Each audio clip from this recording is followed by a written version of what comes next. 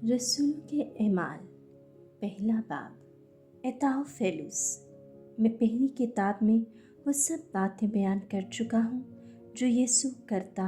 और सिखाता रहा, शुरू से लेकर उस दिन तक जिसमें वो रूहुल कुद्स से अपने उन रसूलों को जिन्हें उसने चुन लिया था हुक्म देकर ऊपर उठाया गया। उसने बहुत सी दलीलों से उन्हें सबूत दिया कि दुख सहने के बाद भी वो जिंदा था। चुनांचे वो 40 दिन तक उन्हें दिखाई देता और उनसे खुदा की बादशाही की बातें करता रहा। साउदे मसीह और उनके साथ खाना खाते वक्त उन्हें हुक्म दिया कि यरूशलेम से बाहर ना जाओ, बल्कि बाप के उस वादा का इंतज़ार करो कि जिसका जिक्र तुम मुझसे सुन चुके हो, क्योंकि यीशु ने तो पानी का बपतिस्मा दिया, मगर तुम थोड़े दिनों के बाद रूहुल कुद्स का बपतिस्मा पाओगे।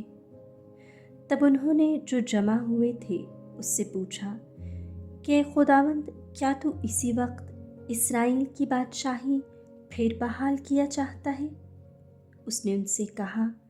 कि तुम्हारा काम नहीं कि इन वक्तों या ज़मानों को जानो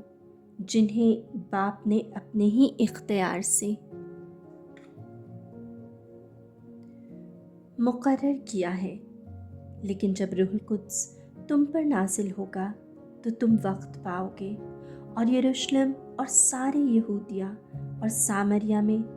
बल्कि ज़मीन की इंतहा तक मेरे गवाह होगे। और वो ये कहकर उनके देखते हुए ऊपर उठाया गया और बदली ने उसे उनकी नज़रों से छुपा लिया, और वो उसे आसमान पर जाते हुए ताकते ही थे कि देखो, 2 मर्द सफ़ेद पोशाक पहने उनके पास आ खड़े हुए और बोले, ए जलीली मर्दों, तुम क्यों खड़े आसमान की तरफ देखते हो? यही यीशु जो तुम्हारे पास से आसमान पर उठाया गया है, जिस तरह तुमने उसे आसमान पर जाते देखा है, इसी तरह फिर आएगा। इंतखाबे मेतास। तब उस पहाड़ से जो ज़ैतून का कहलाता है और यरूशलेम के नज़दीक एक सबत की मंजिल पर है, यरूशलेम को फिरे, और जब उसमें दाखिल हुए तो उस बालाखाने में गए जहाँ वो रहते थे, यानी पतरस और यूहन्ना और याकूब और इंद्रियास, फेलबूस और तोमा, बरतलमाई और मत्ती, याकूब बिन हिल्फाई और शमाउन गयूर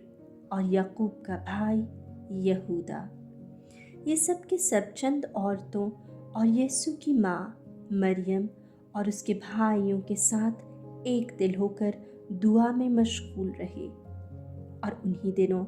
फिर पतरस भाइयों के दरमियान, जिनका शुमार 120 के करीब था, खड़ा होकर बोला, ए मर्दो भाइयों, उस नविश्ते का पूरा होना ज़रूर था जो रूहुल कुद्स ने दाऊद की ज़ुबानी उस यहूदा के हक़ में पहले से कहा था, जो यीशु के गिरफ्तार करने वालों का रहनुमा हुआ। वो हम में गिना गया और इस खिदमत में शरीक था, मगर उसने बदकारी की मजदूरी से एक खेत हासिल किया और सर के बल गिरा, और उसका पेट फट गया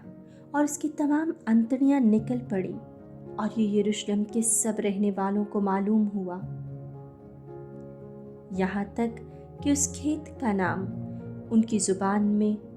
हक्कल दमा पड़ गया, यानी खून का खेत, क्योंकि मज़ामीर की किताब में ये लिखा है कि उसका मस्कन उजड़ जाए और उसमें कोई बसने वाला ना रहे, और ये कि उसका ओहदा दूसरा ले ले। बस जो लोग बराबर उस मुद्दत तक हमारे साथ रहे जब खुदावंद यीशु हमारे साथ आमद व रफ्त रखता रहा, यानी यूहन्ना के इस्तबाख से लेकर खुदावंद के हमारे पास से उठाए जाने तक, लाजिम है कि उनमें से एक हमारे साथ उसकी क़यामत का गवाह बने। फिर उन्होंने 2 को पेश किया, یعنی یوسف کو جو برسبا کہلاتا ہے اور ملقب صدیق تھا، اور میتاس کو، اور یہ کہہ کر دعا کی کہ خداوند تو جو ہر ایک کے دل کو جانتا ہے، ظاہر کر کہ ان دونوں میں سے تو نے کسے چنا ہے کہ وہ اس خدمت و رسالت کی وہ جگہ لے جس سے یہودا خارج ہوا، تاکہ اپنی جگہ جائے۔ اور انہوں نے ان کے بارے میں قرہ ڈالا، اور قرہ میتاس نام کا نکلا، پس وہ 11 رسولوں کے ساتھ شمار کیا گیا۔